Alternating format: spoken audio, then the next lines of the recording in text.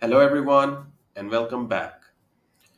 In our last episode, we discovered what data is and why it is the essential foundation for all the artificial intelligence. Have you ever wondered that every time you use social media or even YouTube or TikTok, you always see the recommendation of the posts or the reels or the videos to the similar ones that you have already seen before? Isn't it interesting? Have you ever wondered why is it so? So let's dive into it. Every time you scroll through Instagram, watch a TikTok video, or search for something on Google, you are leaving a trail of digital breadcrumbs. And guess what? The AI systems are constantly gobbling them up.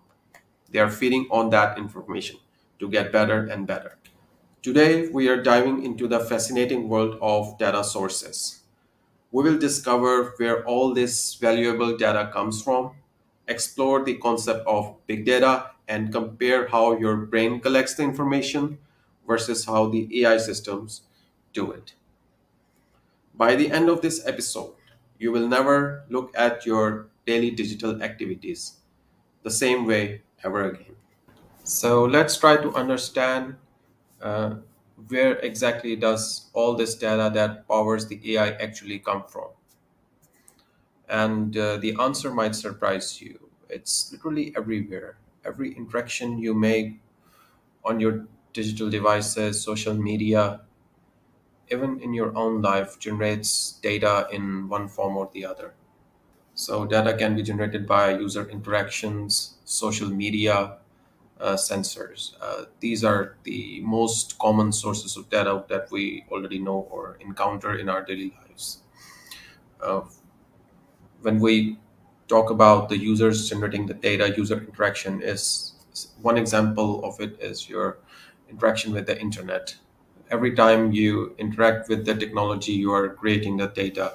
When you click on links, when you like the posts on social media, or when you search for information, or like when you make an online purchase, you're leaving the trail of data behind that is used afterwards for the training and creation of artificial intelligence. That is what powers the AI that we mostly use these days in either in form of ChatGPT or Gemini and others. So think about this, like Google processes over 8.5 billion searches every day. Each of those searches generates valuable data about what people want to know and how they phrase their questions. So let's say you open Google and when you type in something, you see the autocomplete. That is because the Google learned on the past behavior and past interactions of the users.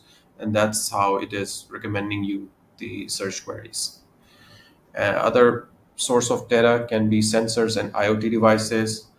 A most common example is the watch you wear. The world is increasingly filled with the sensors collecting real-time data.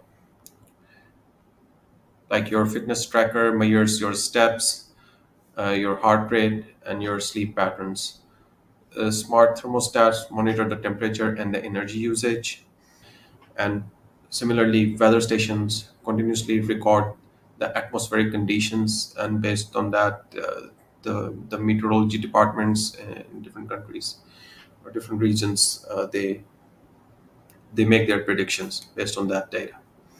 Similarly, traffic sensors track vehicle movements across cities, uh, and hence they guide the municipalities about uh, traffic plans in peak hours.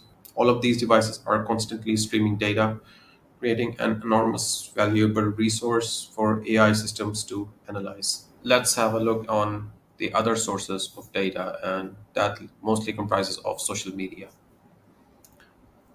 So social media usage, social media platforms are perhaps one of the richest data sources in the modern world.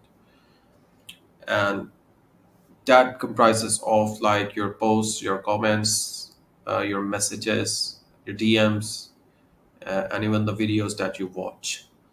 So Probably on the internet, social media is the largest source of data,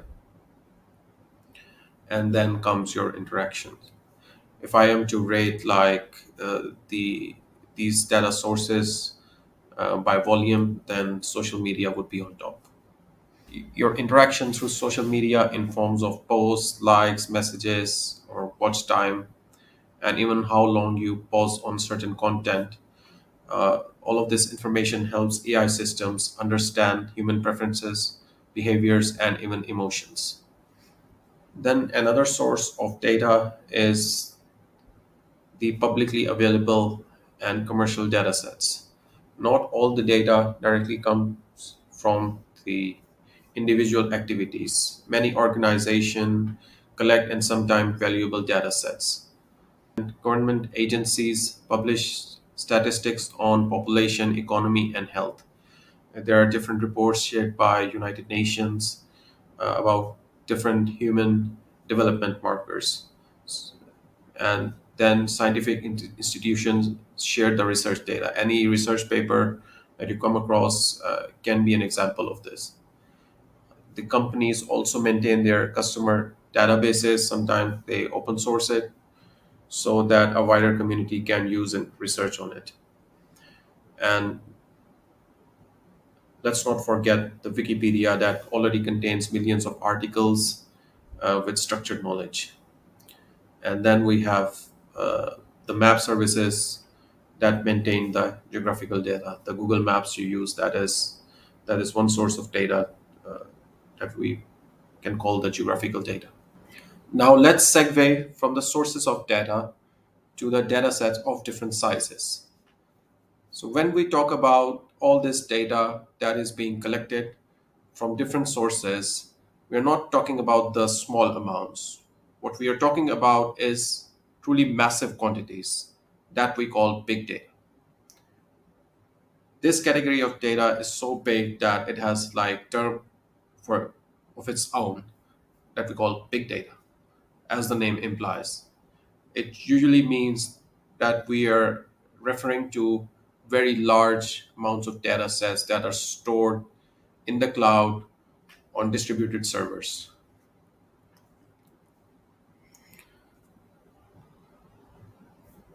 So let's define the big data. It is typically defined by what we call three V's. Uh, that is volume, velocity, and variety. So let's talk about them one by one. V for volume is about the size of the data, like how much is the data. The sheer amount of data being generated is staggering. Like, for example, every minute 500 hours of video are uploaded to YouTube. Uploaded to YouTube. Every day, people send over 500 million tweets. That's enormous amount of data. In just 1 year, the whole world produces more data than what was created in the entire history of humanity before the year 2003. V number two defines how fast is the data. By how fast, we mean the speed of generation of the data. It's not just about how much data exists, but how quickly it is being created. Like, for example, let's take the example of Amazon. It processes millions of purchases every hour. Every hour, people around the globe, they buy lots of things on Amazon, eBay, and other platforms. And each hour, these platforms, they individually process millions of purchases. Similarly, social media platforms handle billions of posts daily. Like, at the moment when I'm talking about this, millions of people are already engaging in social media in one way or the other. They're either writing posts, reading posts, or like commenting on it, generating some reactions. So that is how fast the data is generating in social media. Similarly, IoT sensors stream the data continuously in real time. You can have data streams from different sensors uh, that generate enormous amount of data in very short amount of time. Example can be your weather stations, the data generated by the satellites, etc. This rapid pace means the AI systems need to process information extremely quickly. And lastly, the third V, which is the variety.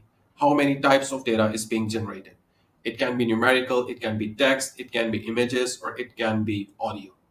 So at a time, uh, especially in social media, different forms of data is being generated. And this is where the variety aspect of big data comes into play. The variety of data, we can define it as that data comes in countless formats. It can be structured data like spreadsheets and databases, can be unstructured data like emails and social media posts, which can then be numerical, text, visual, or audio. We just discuss different sources of data and then we categorize data based on its size into what we call big data because it is literally big as the name implies with respect to different attributes such as its volume, velocity, and variety, the three V's of the big data. Now we must be wondering, how do we connect the data sources, the different data sources, and even the big data to the data processing systems that can be AI or human brains? For that, we'll have to revisit the example from last lecture. That is how human brain processes the data, and then compare it with how an AI does it. So brain is very efficient in processing the data. It works with limited but very rich sensory data, very limited in a way that in order to recognize an object, you just need to see one example of it. For example, when a child sees a cat, then they remember it for the rest of their life. They remember the association. Whenever they see a similar creature, they're able to associate the name cat with it. Whereas an AI system needs lots and lots of data, images of cat, to reliably recognize an object or an animal as a cat. The brain processes about 11 million bits of information per second. That is incredible, but that is very finite compared to what AIs can do. We will cover the digital representation of data, such as bits and bytes, in more details in the advanced lecture down the road in this course. But for now, let's just develop this basic understanding that both the brains and AI systems are able to process large amounts of data. But AI systems can process more data compared to human brains because we can only see so much, hear so much. But with the AI system, you can connect different streams of data. So they're able to process very large amount of data sets. The AI often requires massive data sets. Uh, it processes billions of data points continuously and it needs example of many variations, high variety. Just to quote the same example again, in order to recognize a cat, the AI needs to see lots and lots of images of a cat.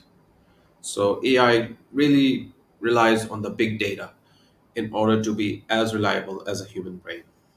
We can also understand it from everyday examples. Let's say you recognize your friend from their eyes and their smile from very few exposures. You just only need to see their face once in order to build that association. You meet a person for the first time, you develop friendship with them, but that is just the first, only one exposure of you with that person. On the other hand, the AI needs to analyze many, many images of the same person from different angles, from different lighting, from different conditions in order to recognize them reliably. The fascinating difference is in efficiency. Your brain can do incredible things with small amounts of high quality data, while most AI systems make up for less efficient learning by processing enormous quantities of data.